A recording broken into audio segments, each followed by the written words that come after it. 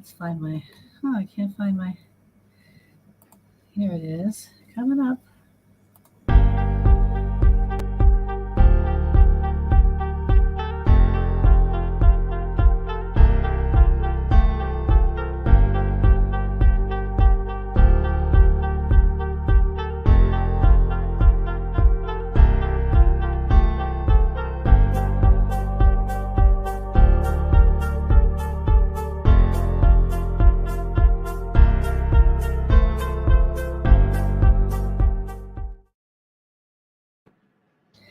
Welcome, everyone, to another episode of Redemption Thursdays with Rabbi Pinchas Winston of Telstone, Israel. We're headed into our 5th week of war, started by Hamas, that did so many atrocities to our people on October 7th and just continues to fight us. And our brave soldiers are on the front lines of the north and on the south, trying to protect us and doing a great job in protecting us, and our leaders. And our guys are learning in yeshivas, davening for us every day. So we've got all kinds of holy soldiers out there, in addition to people like me doing chesed. I'm sure me and many, many others. I myself have been responsible for organizing meals for at least 2,000 soldiers and all kinds of equipment coming in, and loads and loads of things from America. Thank you for you American people for your great support and your wonderful stuff. We want to say a special mention to Josh Wander, who is our partner, who usually is with us, but he's fighting somewhere in the front lines, and I don't know where he is, but he did take himself off of Facebook, so I know that he's doesn't want to be found at the moment. So anyway, let's say a special prayer for him because he's helped us start all this.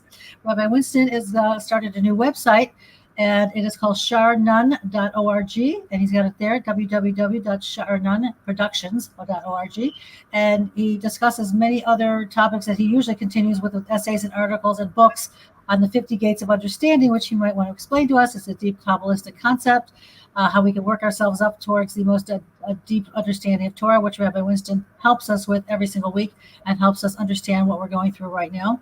So thank you very much, Rabbi Winston, for joining us. Thank you.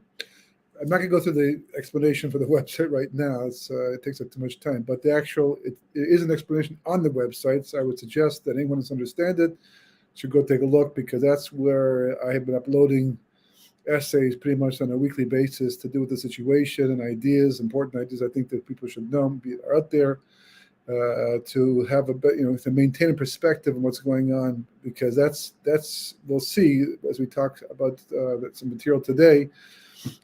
There's two battles going on always in life. At least one battle is always going on, and sometimes two battles are going on. The one that's going on right now, there's two. There's a physical battle, which we're quite well aware of, and they happen periodically, and there's always a war going on somewhere in the world. And as we learn from Parshas Kiseitse, which is when the Jewish people are instructed about the laws about going to war, as most of the commentaries point out, that the beginning of the parsha is not talking about it's talking about a physical war on a surface level, shot level, but it's talking on a deeper level about the spiritual battle that a person has with the Yetzer Hara, with himself, the Sitra Achra, the Klipas, Chitzoni, whatever you want to call them. But the spiritual battle, that's ongoing. That never, as long as you're awake, even if you're sleeping at night, the halach has to do with how to go to bed. But during the daytime that you're conscious, you're awake, the battle's ongoing. And as the Mesil Shasharim points out, Derech Hashem points out, that anybody who doesn't feel that battle going on means they've already lost it. Even a tzaddik assumes that it's still going on, and still fights that war. And the physical battle, ultimately, if you believe in God and you believe in Torah, and we do, and there's with good reason, because they're both 100% true. A person has a problem with that, they have to go check it out and find out why we do believe that. But this is the real reality. I mean, everything that goes on in history is overseen by, first of all, created by God, overseen by God, run by God, sustained by God, the good, the bad, it's all Hashem. Ein od milvado. There's no other but Hashem, Shema Yisrael, Hashem Elokeinu, Hashem Echad. The Lord our God, the Lord is one, means it's all from Him. There's nothing else but God. So He can control the physical wars, even though things may seem to get out of hand and we don't have that control ourselves, but He does. He has perfect control over every single situation at all times on the most minute levels of existence. It's all from Him. So He can therefore make it a reflection of the spiritual level of the Jewish people, or responding to the needs of history at that time. And therefore they're interdependent. They're tied together. So that's why in Parshas Kiseitze it starts off talking about the battle a person has with the Yetzer Hara, to indicate that if you want to avoid the physical war, then fight the good battle against the Yetzer Hara. Solve that one, resolve that one. If you can keep that one in check, then the other one's not going to happen. And there's promises that the Torah promises, God promises us that.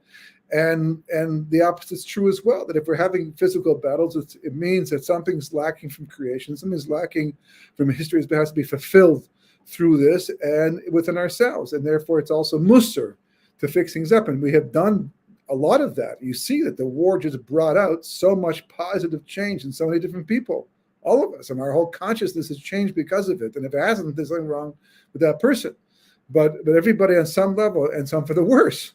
In the world, the fact that this could result in increased anti-Semitism is absolutely mind-boggling. But it's not because it created it; it's just because it brought it out, revealed it, and that's part of the end of days. Is what Hashem does. He, every time there's about to be a redemption, every time history comes to a certain conclusion, and this one is the conclusion, the end of history, the final redemption. So then everything has to be revealed and exposed for what it is, and you have to be careful what you're doing and your opinions and where you end up standing spiritually and physically. People who want to leave Eretz Yisrael at this time have to really seriously consider what that might mean. They may think that they're running away from a situation, when in fact the land may be spitting them out.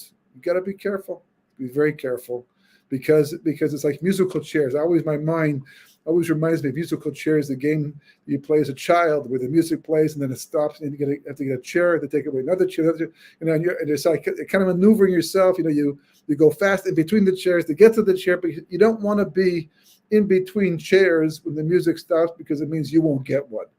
So the same thing is true when the music stops on history. When Hashem brings the final redemption, you want to make sure you're doing the right thing in the right place at the right time, and that's all part of what we're on. We're working in the entire time. It's all part of our personal development, which, by the way, the most important parts of it take place during the peaceful times, not during the war. The war is like already the end of the story. This is why the Gemara says, it's a little bit of a discussion, but the Gemara says that Ein Adam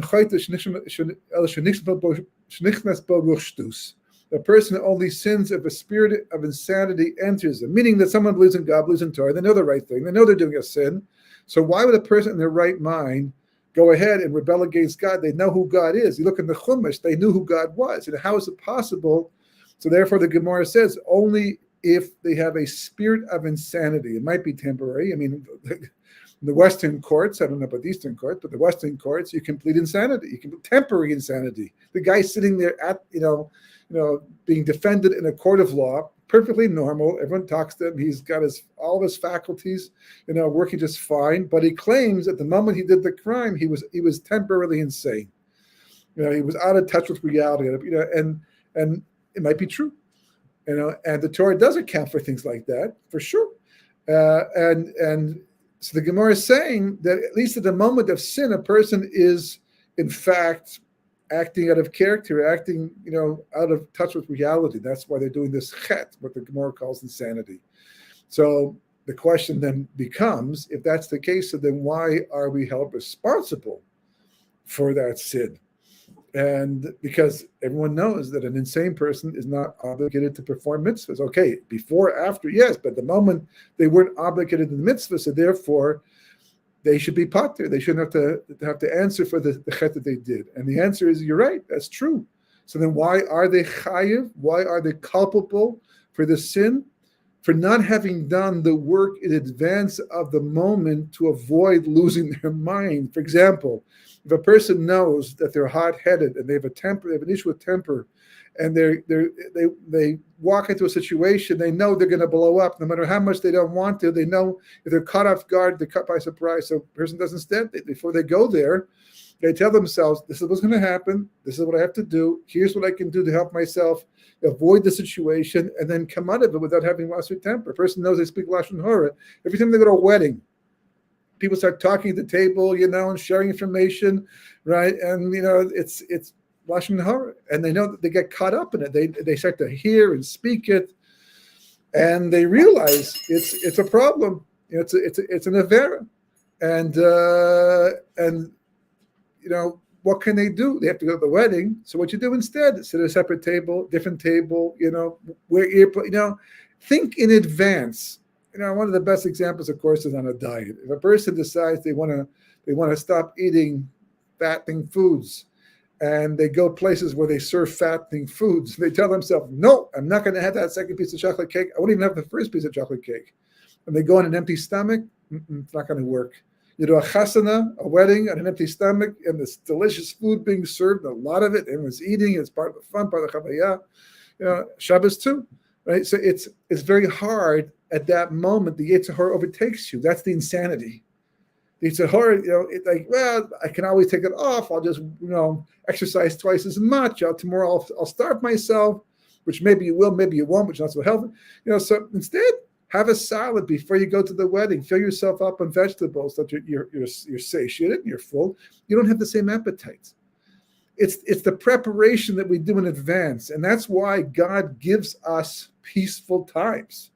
It's not His way of saying, you suffered during that period of time. Now you have a day off. You have a decade off, or 2 decades. We just had like 4 or 5, 6 decades off after the World War II, after the Holocaust, and we thought, well, that's because we paid our dues and now we're moving on, and everything's going to be just fantastic and fine and peaceful. It would slide right into the Mashiach, the period of Mashiach, without a problem. It didn't work out that way.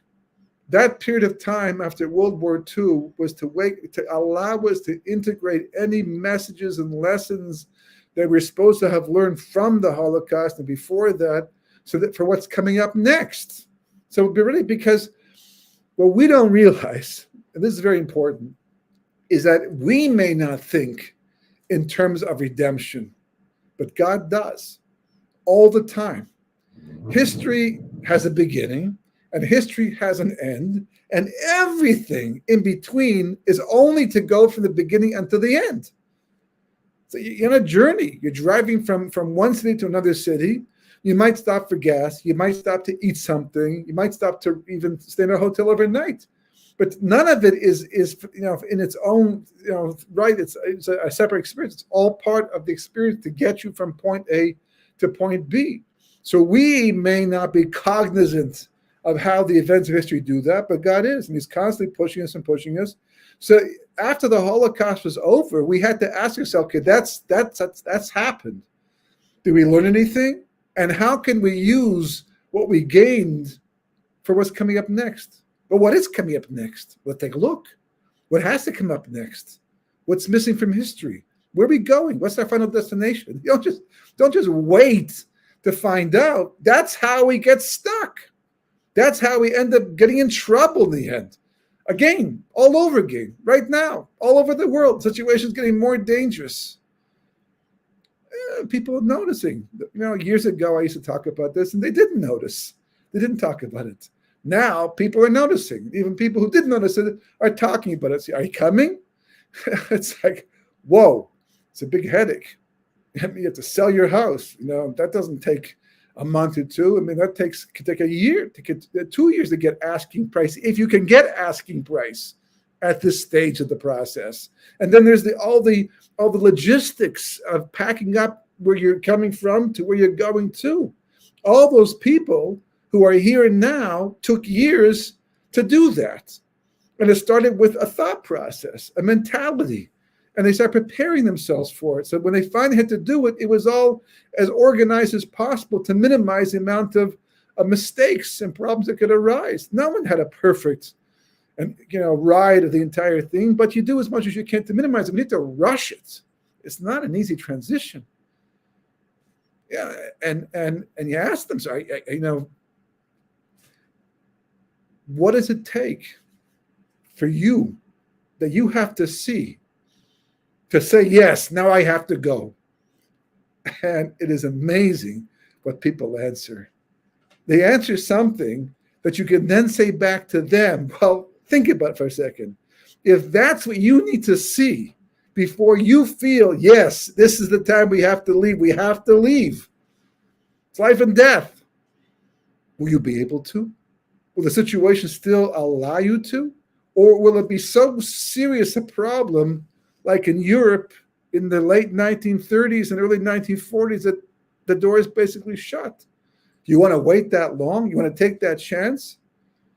I was talking to somebody the other day who's on his way making aliyah, and he told me that I happened to mention that some people who left in 1938, after Kristallnacht, they were probably called alarmists. They probably called people, panickers, because they were leaving whatever they had to leave behind and going to save their lives.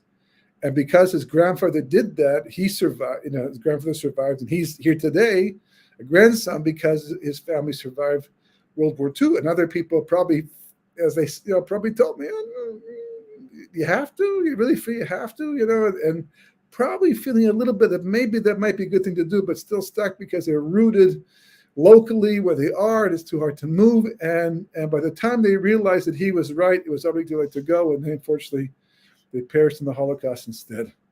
And all of this is the result of preparation. It's a result of understanding what's really going on, especially from a Jewish perspective. And it's almost like a particle collider. I don't know if you're familiar. I mean, probably everyone today has heard of a particle collider. That's one of these incredibly expensive things to build for the sake of understanding how. I mean, one of the real reasons, the ultimate reasons, it's being used for a lot of research for just to understand the fabric of the physical world. But part of it has to do with understanding how the world was made back at the beginning, back at the time of the Big Bang. And what they do basically, set up this huge, like, monstrous tube from metal with all kinds of wires. It uses electromagnetism to keep beams of light very focused that have within them atoms, and they go in two different directions. And by smashing into each other, it's almost like a small nuclear explosion in a sense, but in a safe amount that you can actually also photograph on some level the results of it to understand, and discover, like, even smaller elements and the fabric of the physical reality. And it's like when they do, a tremendous amount of energy is released. They come from two different directions, and boom, they hit each other. That's almost what's going on here too. How is that? Because you have the reality. That's what you're seeing every day in the news, or you're hearing about, or whatever social media you use to keep in touch with the war, what's happening in the world, not just here, but also the Ukraine, and Russia and other parts of the world, right? There's that physical reality that you can't really ignore. It's there, bullets and tanks and planes and bombs and all that, and anti-aircraft fire. It's the real stuff. You can't. It's not like a biblical version of reality. And then you have the Bible. Then you have the Torah. You have Tanakh, Torah, the Vim, even Kesuvim, the Nil. Right? You have that, and that's like the storybook. That's like it's not a story. It's not in the story. That's the instructions, so to speak. That's the blueprint, if you will, for all of that, right? So people have a difficult time matching them up. With the Nevi'im, Yeshaya and Yirmiyahu and Daniel, and Yechezkel and all these. Daniel wasn't a prophet, but other prophets who spoke about the end of days and what God's doing. And it's like biblical history. You read that, it's the Haftarah on Shabbos, and the Torah itself. There's all, Kibbutz Galios and Parshat Nitzavim. There's that reality, which we have to believe as Torah-believing Jews, and we know it's kind of like has to do with what's going on, and it's going to come back at the end of the days.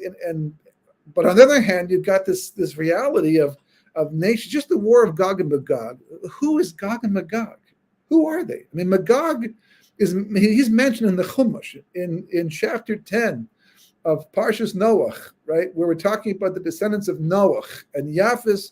His descendants include Magog. The second verse there in chapter 10, Magog is mentioned. But where's Gog? Gog doesn't show up anywhere in Tanakh at all, except in reference to Gog and Magog. So Magog we know, but who is Gog?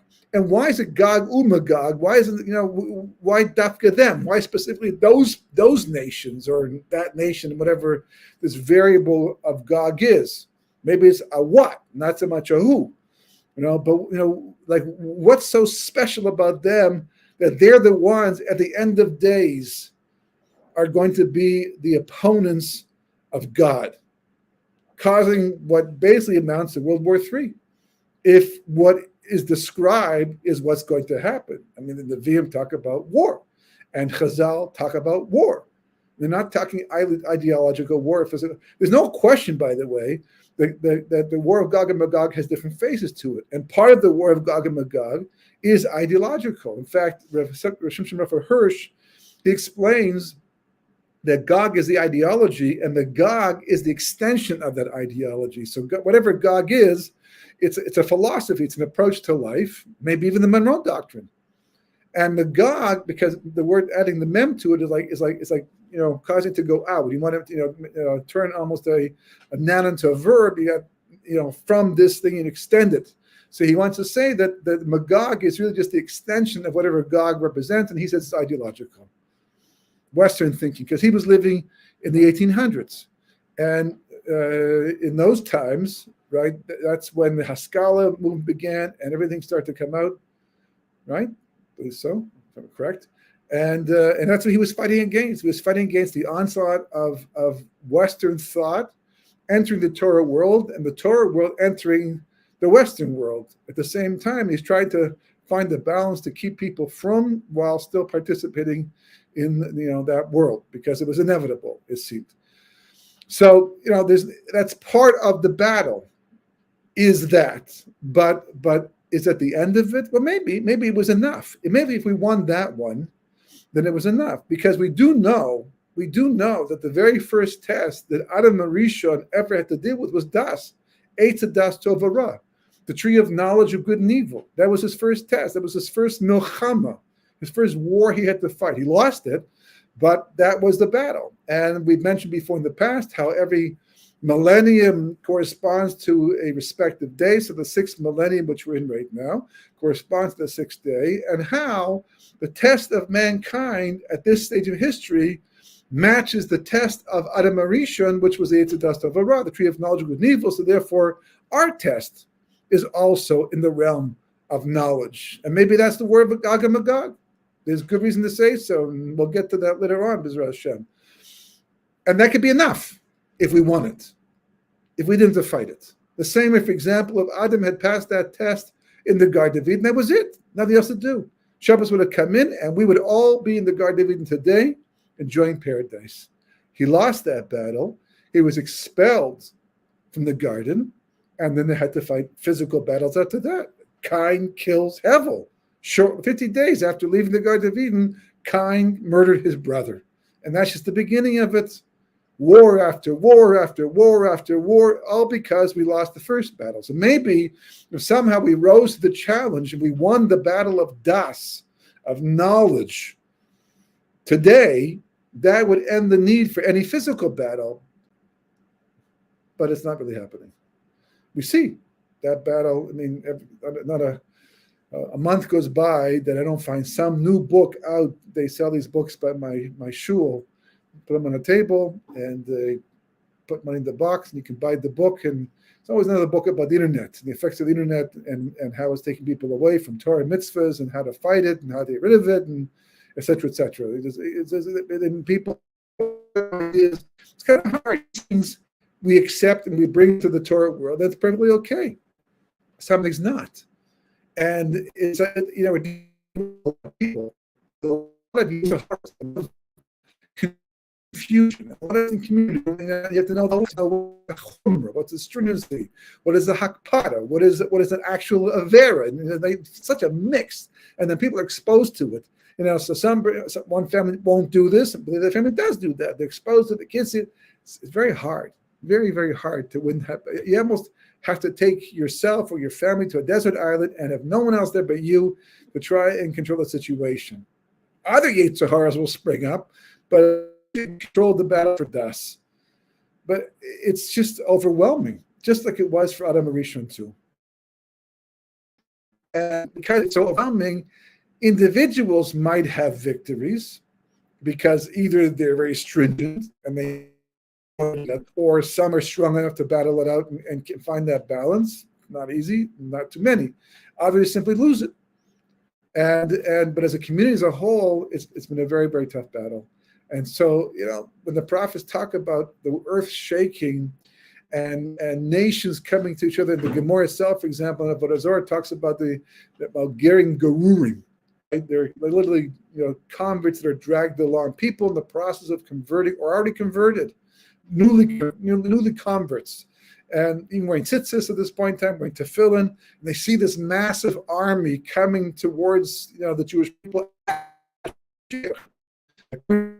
Himself instigates. When I say instigate, he doesn't go to start the battle. It's just that his appearance and his commitment to the Jewish people and the goals of God, that's what instigates. People don't like good people doing good things, so they feel instigated. But really, it's their own problem. That's what they see this massive army coming against God, his Mashiach. So they get intimidated. They start taking off the tefillin. They kind of like disappear into the woodwork because they're afraid to be associated with the Jewish people at that stage of history. But at least they were in the process, and hopefully they'll come back to Iran. Right?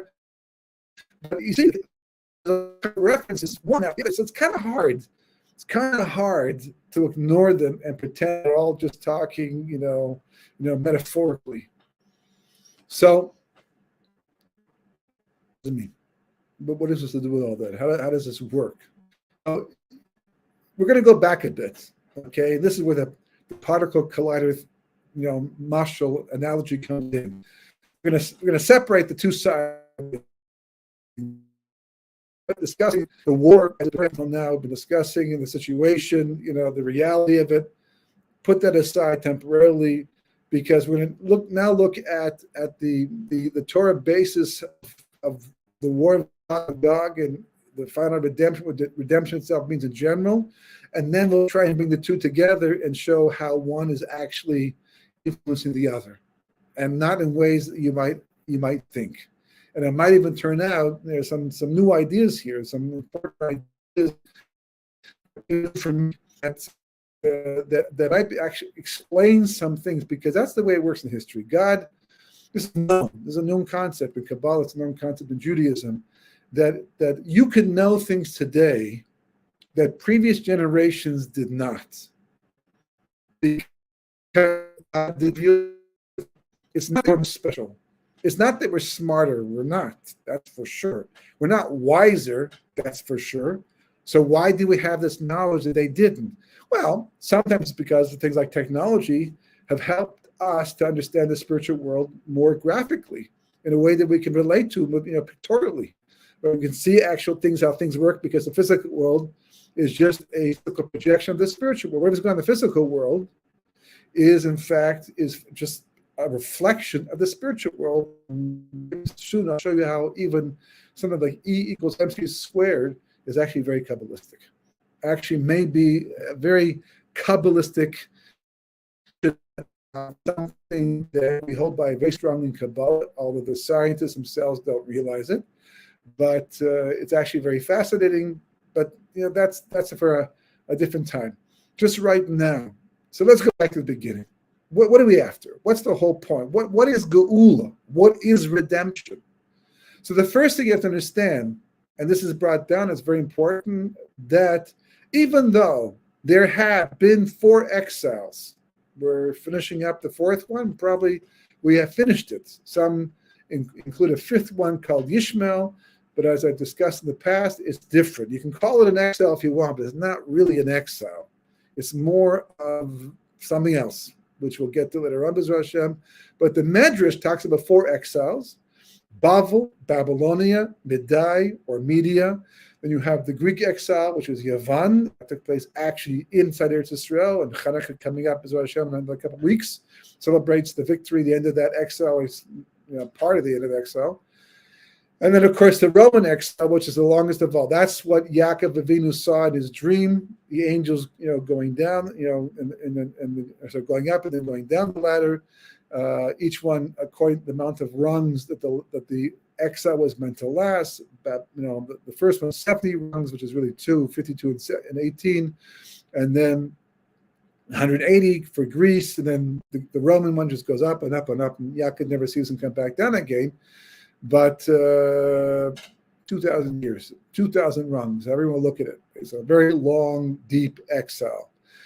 It's also talked about in terms of the second verse of creation. The earth was null and void, and there was darkness upon the face of the deep, and the Spirit of God hovered above the water. That whole pasuk is talking about the 4 exiles, null and void, right? Talking about the first 2 exiles, Babylonian and Media, right? And then the darkness is talking about Yavon, the Greek exile, and the face of the deep is talking about the Roman exile, and the Spirit of God hovering above the water is talking about Mashiach. So 4 exiles are talked about. Yet, interesting enough, in Parshas Lech Lecha, when Abraham has the famous bris bin Besarim at the age of 70, that's very important. Hold on to that number. 70, right? He only hears about Galus Mitzrayim. He only hears about being a stranger in a land not his for 400 years, which included also being in parts of Israel, amongst the Philistines at that time, that part of Israel, before we had the land in our own land. It wasn't our land yet officially. It was promised to us in the future. And then, of course, in Egypt for 210 years altogether, right? But doesn't mention Babel, doesn't mention the other exiles at all. So you've got the Medrash talking about 4 exiles and not mentioning Mitzrayim. And then you have Bris bin Besarim talking about Mitzrayim, but not the other 4 exiles. So there's a reason for that. The truth is that all the other 4 exiles, there's only really one exile and one redemption. It's the exile of Mitzrayim, and it's the redemption from Mitzrayim. So then what about the other 4 exiles? Because we didn't finish off. We didn't. The redemption from Mitzrayim was not complete. It was not total. We talk about it being early because it was only after 210 years. And it was prophecy that we'd be there for 400 years. But it didn't say Mitzrayim for 400 years. So that's why Rashi tries to find a way to make it 400, going back to the birth of Yitzchak. And, but according to the Rizal, 210 was very specific. It's 10 times the name of God, Aleph, Hey, Yud, Hey, which is 21 times 10, 210 years, and a certain tikkun. A great discussion. You can read about that in Sharp Suki. But Mitzrayim was the main exile. It's the exile. And that's why it says that the final exile, the final redemption, is really just the completion of the first one. We will leave the final exile like we left Mitzrayim. So on one hand, it sounds like simply that the same way that happened back there, it's going to happen in the future too, but not that they're connected. But Kabbalah explains that even though it seems, according to some points of view, that 210 years was all the time we're supposed to spend in Mitzrayim, 190 years really cut off. And that's what the rest of history is to fix up, to finish off. So we owe 190. It's like someone who wants to pay back their mortgage early. You can walk in, you can cut it off by 10 years, but you don't get up for free. You have to pay a fine, first of all, and you have to pay up the rest of the amount of money, even more so than in the past. We're paying on a monthly basis. So this is really what history is all about. History has been the paying off of the last 190 years of Mitzrayim, and that's why, according to Ben Ish Chai, that Kates HaYamin, that itself is a story unto itself what those words mean, but Kates HaYamin, which literally means the end of days in Aramaic. Kates is Hebrew, Yamin is Aramaic for Yamin, right? But the actual gematria of the word Kate is 190. So the end of those, it should be Kate's Yamin, the end of days. Kate's Hayami means the end of those days. Which days? The days from Mitzrayim. So which days? 190 years. 190 years. It's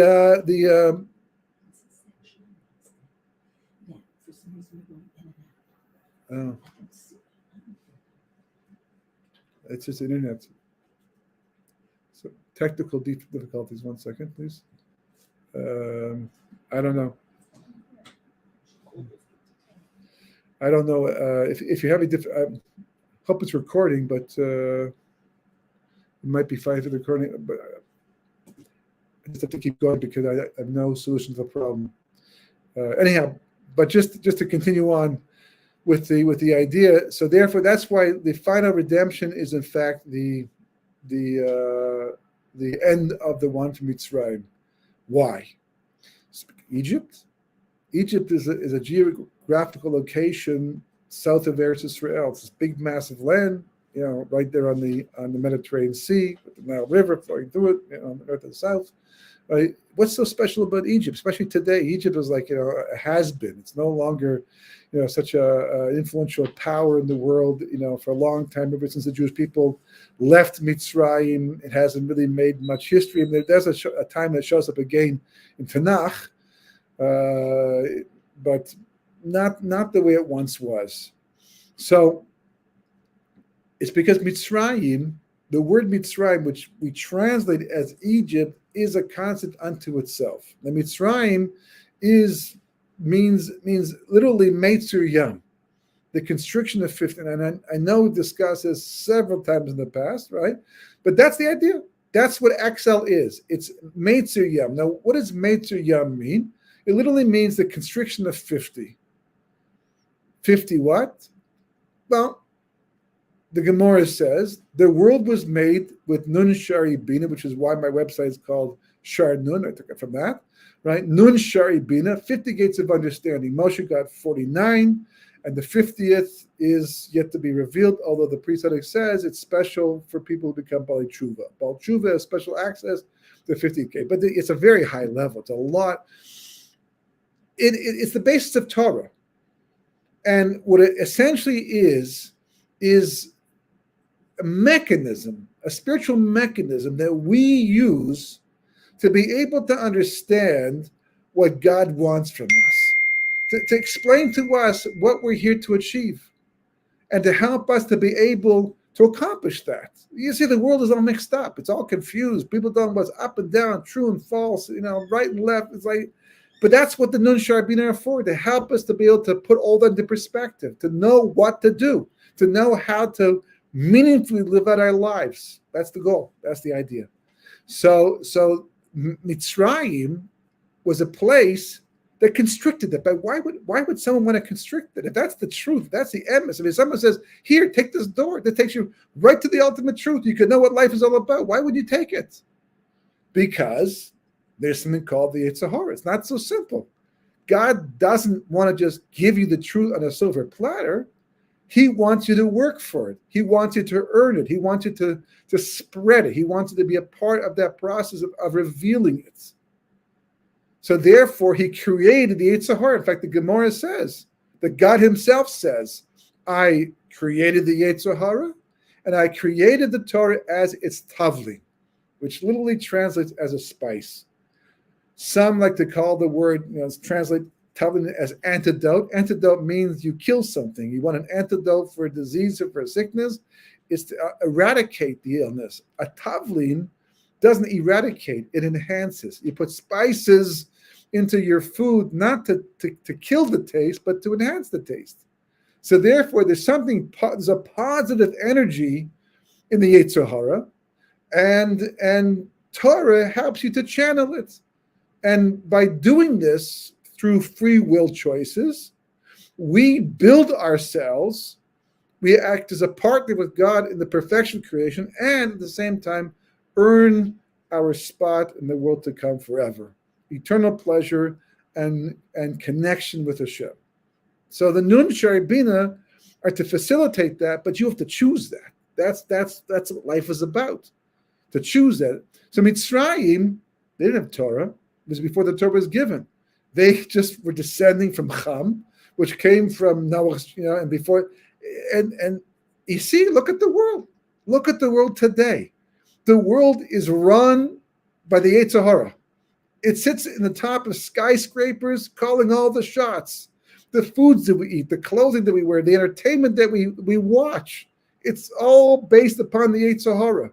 As someone once explained, that people do things today for money, that if the Torah was around today, there's a Sanhedrin, but have to kill them for it, because it's such a violation of creation and the Ratzon of Hashem. And that's the world. Without Torah, the world just goes with instinct, Yetzer Hara, and does whatever feels good, within reason, not within reason, but with a certain amount of constraint, because we understand if the world becomes completely hefker, if everyone's just doing what they want, then no one's going to survive. Some guy's going to shoot somebody else for his car, and they do this already. Right? You can't go to bed at night and not worrying about who's going to rob you because there's no police. So we try to curb it somewhat for the sake of common safety and common security. But for the most part, without Torah, people don't know Yetzer Hara exists. I mean, the Christian world picked up from the Jewish world, and of the devil, the Satan, the devil made me do it. That's it, but it's not as sophisticated as the concept of the Yetzer Hara.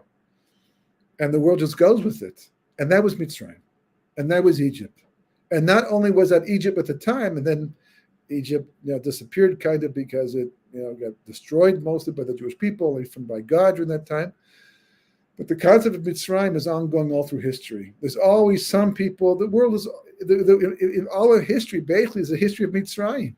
Because as long as mankind is pursuing the path of the Yetzer Hara, as long as anybody is constricting the wisdom of Torah, shutting it down, cutting it off, ignoring it, they are acting like a Mitzri. This is Mitzrayim.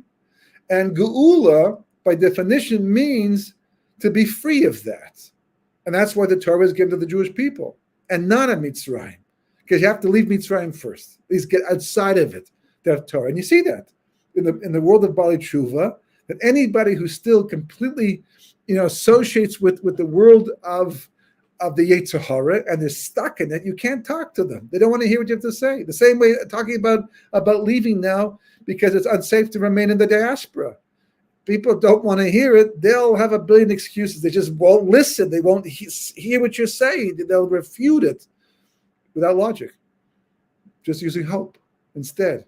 But once a person is able to get outside of it somewhat, then you can talk to them about it, and then maybe they can become a chozeh b'tshuva and return.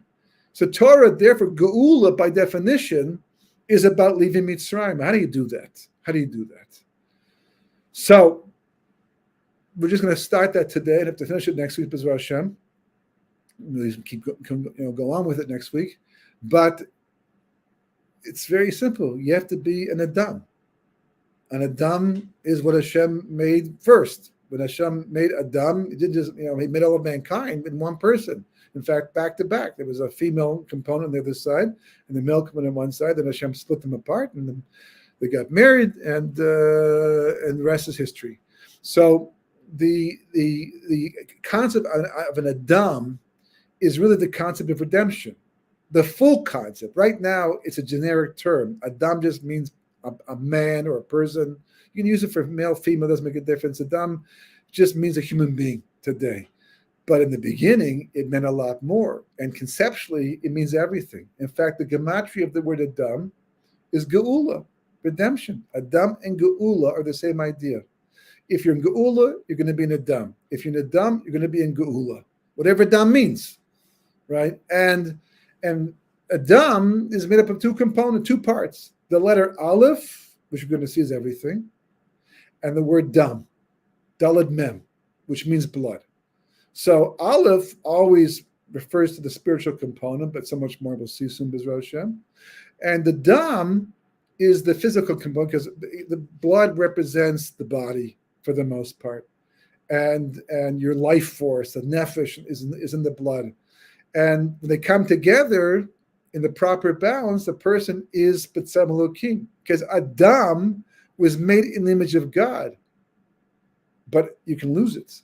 You can become more like an animal by going more at the body, or you can become more like a tzaddik by going to the aleph. But there's a balance in between them, because if you become too spiritual, you can ignore your physical reality, and that could be damaging. There's a responsibility, as the Rambam points out. A person who's overly spiritual, they neglect their health, and if they die from it, it says chai b'nafsho. It's as if they committed suicide. It's not one of the worst ways to go, but certainly it's not what you're supposed to do. You have to find that balance for you personally. Everybody has to find their own balance. to know where they belong. And it's always in flux. It's always fluctuating. It's always changing because your spiritual reality can go up and down, back and forth. And you have to know every moment. That's what Cheshbon Nefesh is all about. Being an Adam. So somehow Adam is the opposite of Mitzrayim. When a person is being an Adam, they cannot be a Mitzri, so to speak. They cannot be Mitzrayim. So the whole point, and this is why the first plague in Egypt was the plague of blood. There are lots of ways to inflict the Nile River.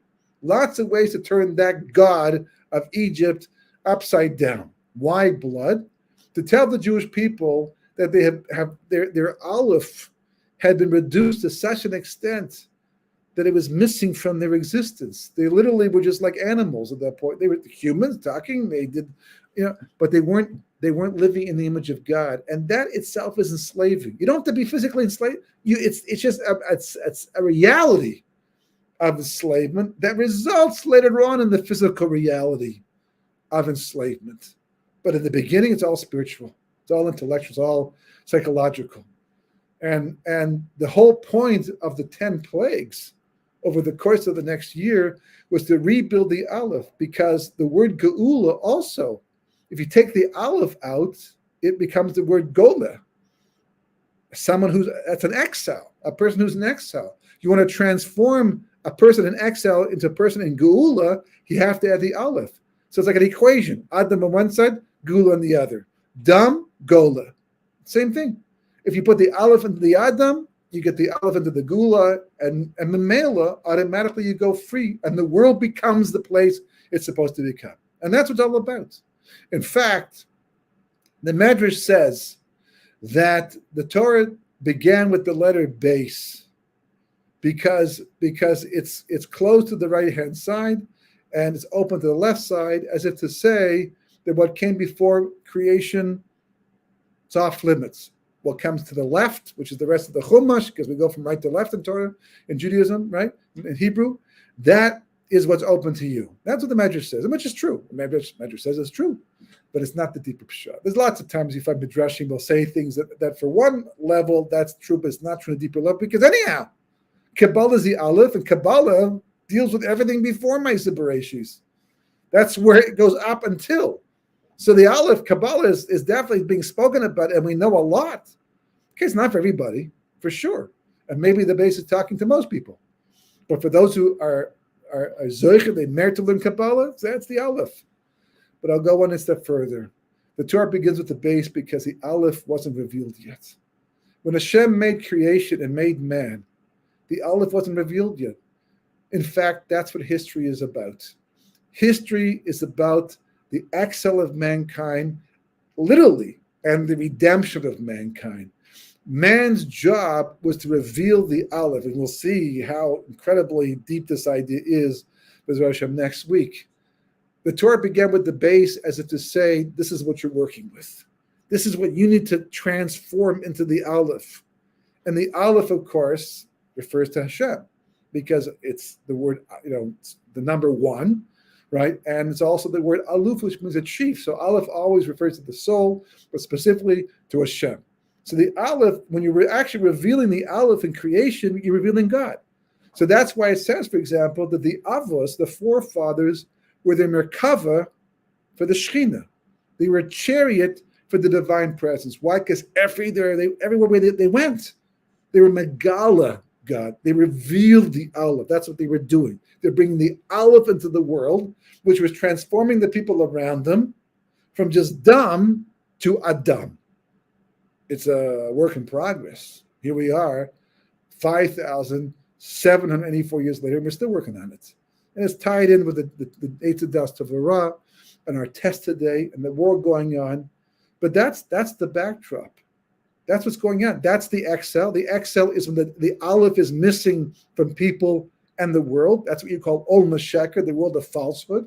The world that we're living in right now is like literally so confused, and its priorities are off, and what they call right is wrong and wrong is right, and left is like literally that's I mean, pun intended. It's a very dumb world today, meaning that it's not very smart, but also it's very bodily based.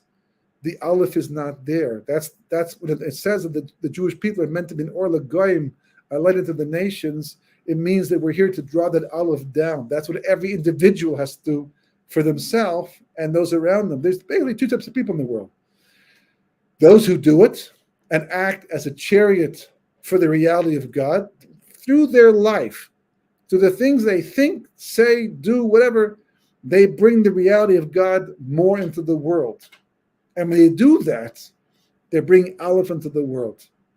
So we're not going to get it all right now, how this ties to the war of Gog and Magog and all that. We'll see God willing next week. But I'll just leave you with a thought. If you look at the Aleph, it's basically made up of three components. Two yuds. There's a yud on top and there's a yud on the bottom, and they're connected with the vav in the middle. And the vav is key to all this. We'll see how the vav comes into play, especially it's good timing because Chanukah is coming up, and the vav is very important to the holiday of Chanukah and geula itself. But the lower yud and the upper yud really represent two worlds. In fact, the upper yud corresponds to the reality of Shema Yisrael, Hashem Elokeinu Shem Echad, and the lower yud at the bottom corresponds to our world, which corresponds to Baruch Shem Kavod Malchus Med, connected by the vav in between. And we'll see why that's important in Chanukah, God willing, right? You know what that vav was? That vav, if you recall, well, not if you recall, but if you recall that the ladder that Yaakov saw in his dream, that spanned between earth and Shemayim, right? That's the ladder of exile. That's the ladder that Yaakov saw the angels going up and coming down. And he was told to climb himself and he refused to go. That's the vav between the two. And when a person is revealing God in the world, when a person is bringing redemption to the exile by transforming the Mitzrayim into geula, right? They're acting in the role of a vav, which is why vav also corresponds to Yosef Tzaddik, because he, in fact, corresponds to the vav. That's what his job was. He connected both worlds. You see, by Paro. Paro's down here, he's the lower one, right? God's up there, and he's in between, connecting, and his family too. Very important role to play in history. And we'll see how, God willing, that this is all what the war of Gog and Magog is all about and what's going on today. And if you tie it together properly, it should make much more sense. So, B'ezras Hashem, see you next week, and Shabbat Shalom should be a peaceful Shabbos for everybody, B'ezras Hashem, and all of Klal Yisrael should be safe and successful in all their endeavors, especially those protecting us from our enemies. Amen. Thank you, Rabbi. I know there's a lot of questions out there, so maybe we'll do some questions and answers next week. For sure, I want to know how we're going to get where you're telling us to go. Some of us are trying so hard already. I mean, we know we can do better and so on. You'll have answers maybe for next week. But when you're talking about this being a very dumb world, it reminded me of something you wrote a while back about the world was so woke that it was asleep or something like that. How did you say that? It was like, these woke people out there, they think they're so enlightened, and yet they're the most asleep, and they're the most asleep people. I think that's what you said, the most asleep. That's often the way history works. A lot of times it's like the same. We have a concept called Sagi Nahor, right? Which literally means like enough light, a lot of light. We use it for a person who's blind. We call the Hilchos Avelus Hilchos Smachot, right? Because it's a negative thing, so we don't want to. We put a positive spin on it, although there's a deeper idea behind it also why it is called that. So in a sense, it's the same idea here, right? They call themselves woke, which is one of the weirdest names to call it. I can't possibly know where that came from, right? But it's like almost Hashem's way of saying that these are the people that are most asleep. But sleeping people can be dangerous too, very dangerous. So, but it all comes back to us in the end, and what I'm talking about tonight. Okay, don't forget to visit Rabbi's new website, sharnonproductions.org. It's really fascinating. And this is sponsored by the Geula Hour, Miriam Project, that's mine, and bringthemhome.org is Josh Water, who is not here with us tonight, but he should be protected and well, and hopefully we're home with his kids for Shabbat and his wife. Thank you, Rabbi, for joining us. Have a good week. Have a good Shabbat, everyone.